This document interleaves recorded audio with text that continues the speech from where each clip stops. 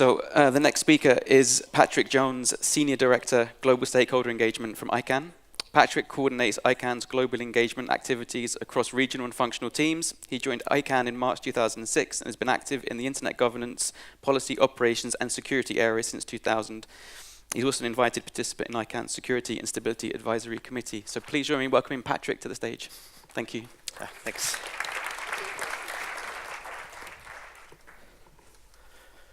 Thank you, everyone.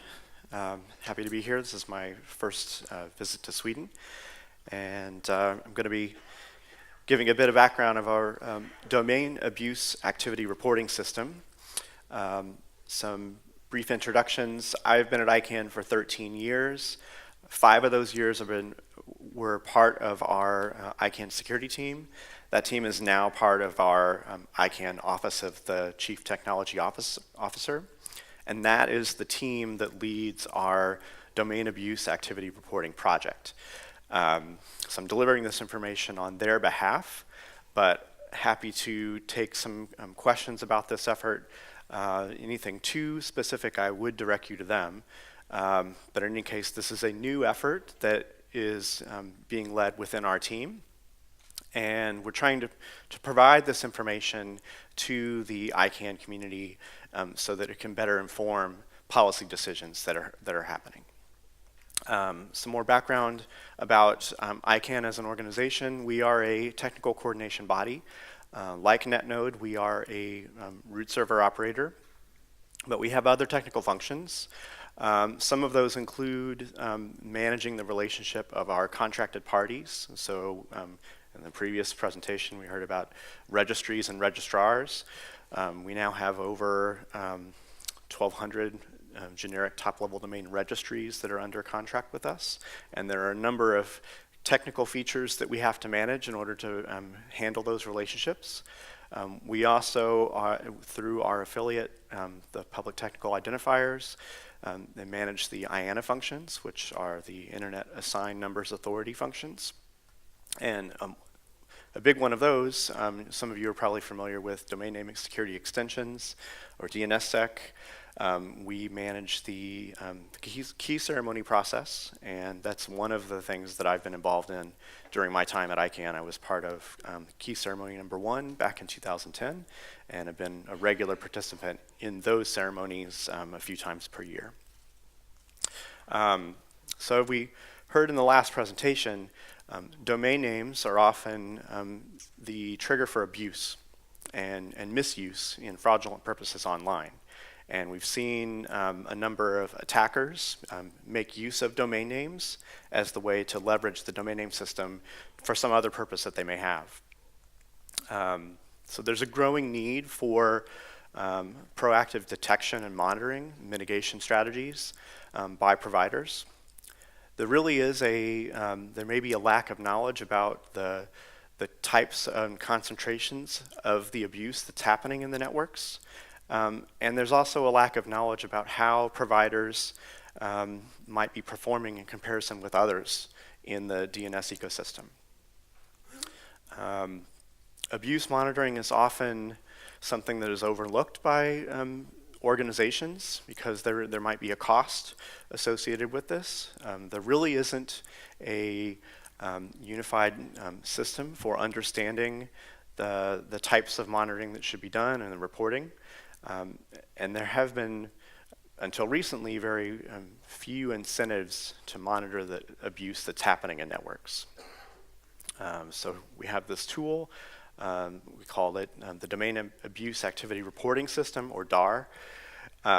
This is a system for reporting on domain name registration and abuse data. We look at all of the generic top-level domain registries that are under contract with ICANN. We are also working with the ICANN accredited registrars. Their data is not yet part of the public data that we're releasing in reports, but I'll go into this more specifics about what we're collecting in these in the system and how it's being used. Again, this studies all of the generic top-level domain registries. It does allow for historical research, and currently we're focusing on 4 types of threats. Phishing, botnet command and control networks, malware, and spam. And spam is being looked at because it is often a gateway to other types of attacks. We are using a large set of abuse feeds or block lists, and we're trying to take a very scientific approach to this so that the work that we're doing is transparent and reproducible by other organizations. So the graphic is not shown here, but what this can be used for is for studying malicious registration behaviors. It can also report on threat activity at the registrar or the top-level domain level. It can give some historical information to the types of threats that are happening across the network and within domain registration activity. This information is useful for the operational security community, academic researchers, and others that try to use this information to understand where attacks might be concentrated and how they can study patterns of behavior that are happening in the system. Again, this also can help you better configure your networks. You can understand what types of anti-abuse programs or terms of service might help your control and mitigate the attacks that you might be seeing in your networks. And ultimately, we're hoping that this will provide the internet technical community with more informed decision-making and data about policies that may need to be implemented and can help make the ecosystem stronger as a whole. So this next set is going into more specifics about the methodology that we're currently using with this project. We are looking at DNS zone data, whois or registration data, and we're trying to make use of open source tools or commercial abuse threat feeds. This gives you a bit of visualization of the methodology that we're using. We have the centralized zone file data system, or CZDS. It is a centralized system managed by ICANN. It collects all of the zone files from the top-level domain registries. So we have the total list of resolved domains across these TLDs. We're using the whois information that is currently available. I know with the general data protection regulation since last year, the amount of information in whois has been substantially redacted, and that's okay. But we are making use of the information that is available and putting it into this system.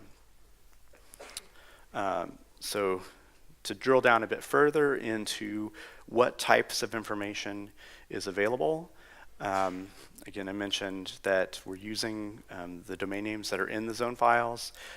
I think as of this month, we're up to 194 million domains that are in the system. This is across 1,220 generic top-level domains. We are receiving expressions of interest from country code top-level domain operators. Their data is not in the system as of yet. Our Office of the CTO team is having regular discussions with those interested parties that are at country codes, and they may be included into the DAAR system going forward, but for now, it is limited to generic registry data. So the DAAR system uses the published whois registration data. This is an example of, if you do a lookup for google.com, you would see this information in whois.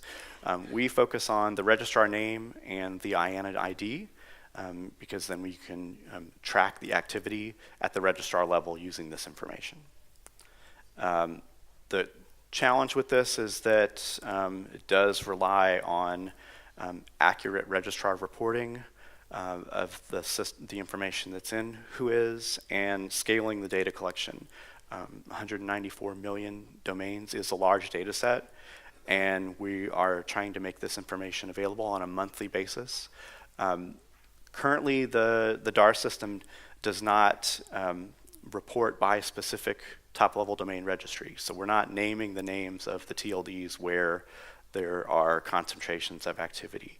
This may be something that happens down the line, but for now we're trying to use this to highlight the trends of where the activity is occurring, but not to the specific identified registry. So as I mentioned, the DAAR system uses multiple abuse registration blocklist sets. We're trying to make this so that any researcher out there that might also be subscribing to the same blocklist feeds may be able to reproduce this data. We think it's important, as ICANN has its mission to be accountable and transparent in the work that we do, and so we're not trying to produce something that couldn't be reproducible by others.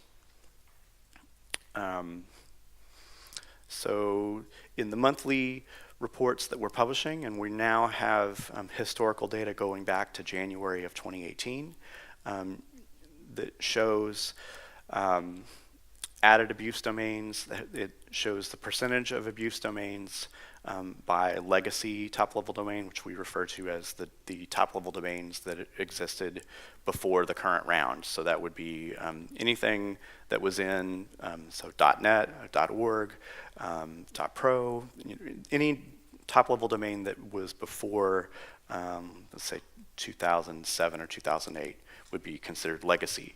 And after that would be the newer names, such as .stockholm, .taxi, .food, etc. You might be seeing some of these out there with movies are using .movie, .film,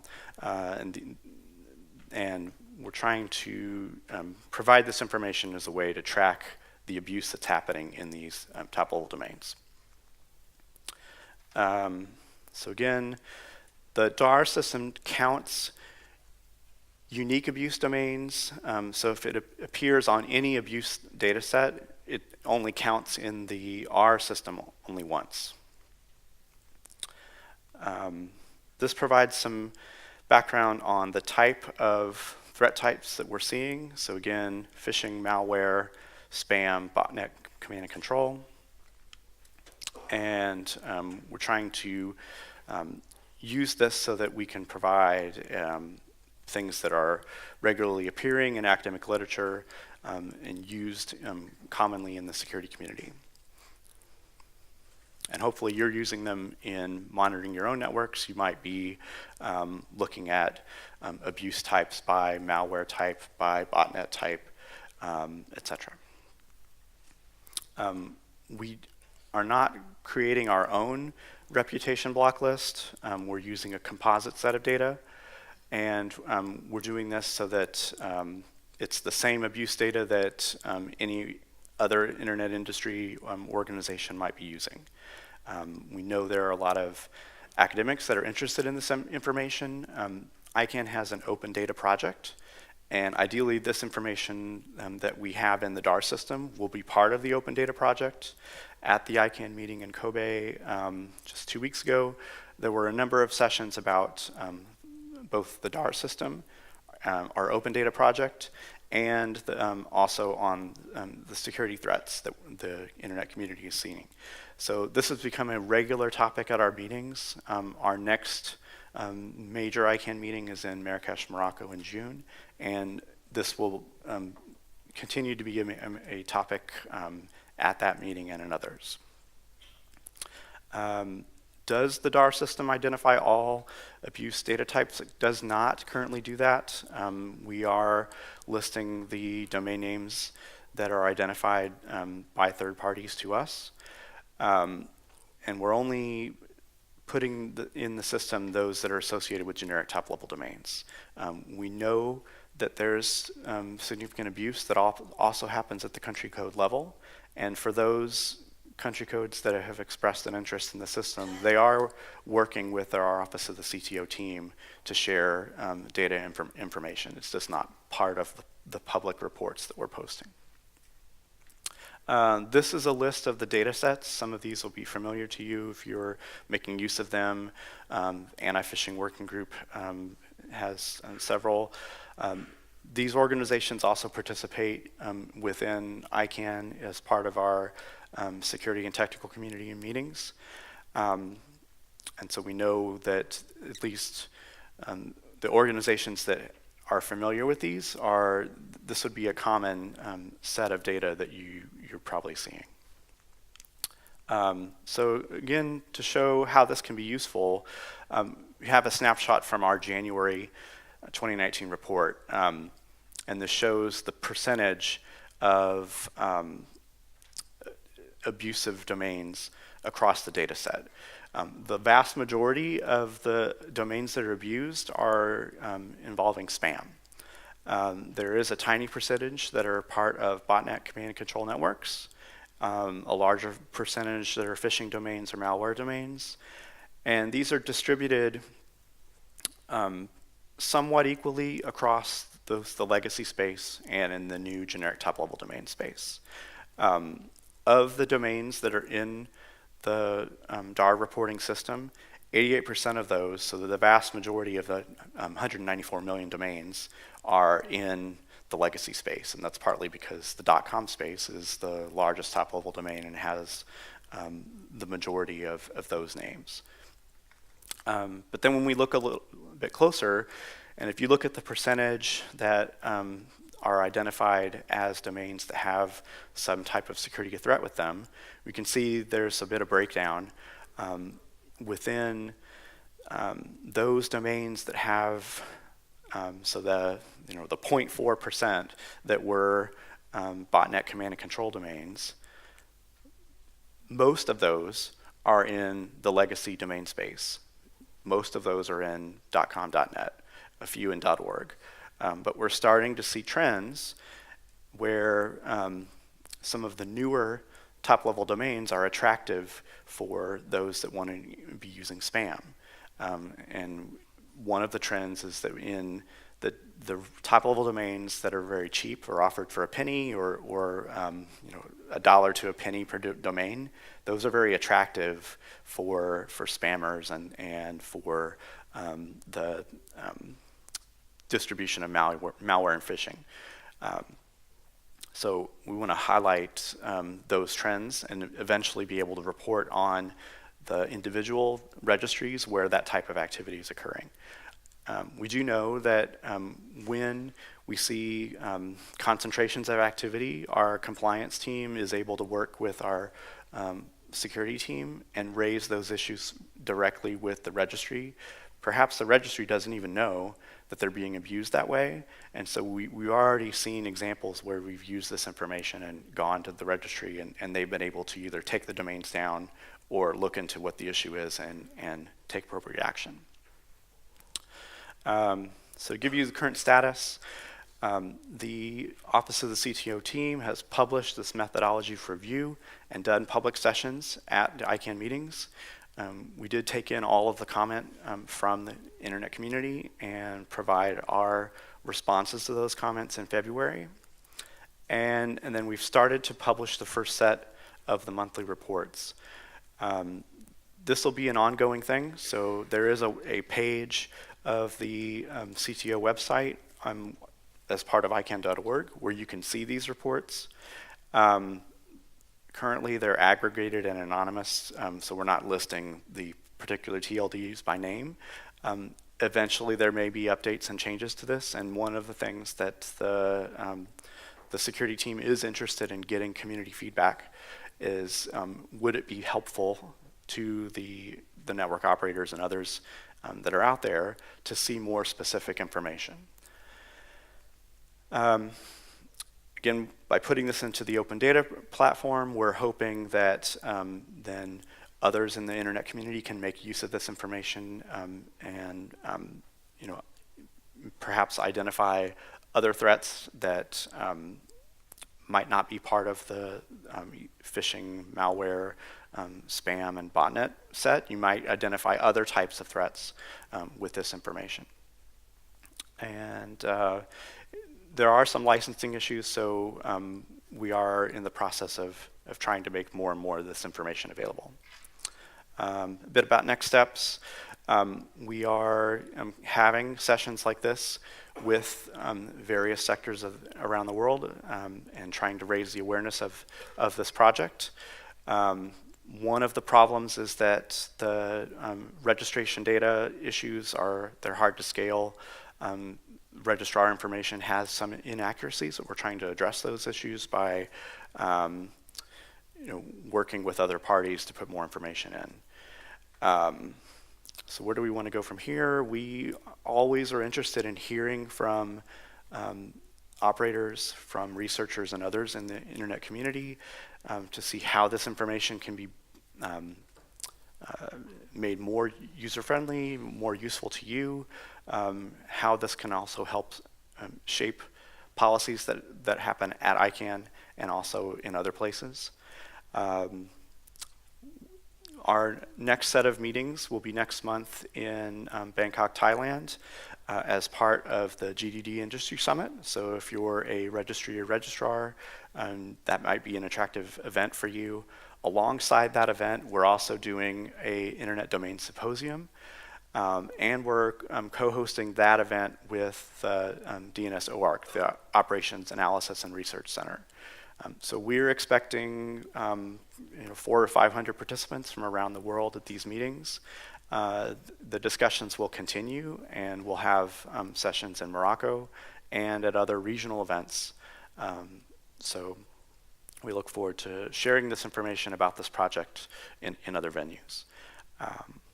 So with that, I think if you have specific questions about the DAAR project, I'm going to direct you to either contact John Crane or Samana, who's our newest member of the team. She's based in Rotterdam, and both of them can be reached through DAAR@ICANN.org.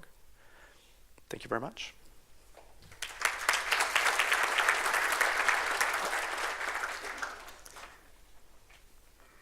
So anything for Patrick today? Or no? Okay, well, join me in thanking Patrick for your presentation. Thank you very much. Yep.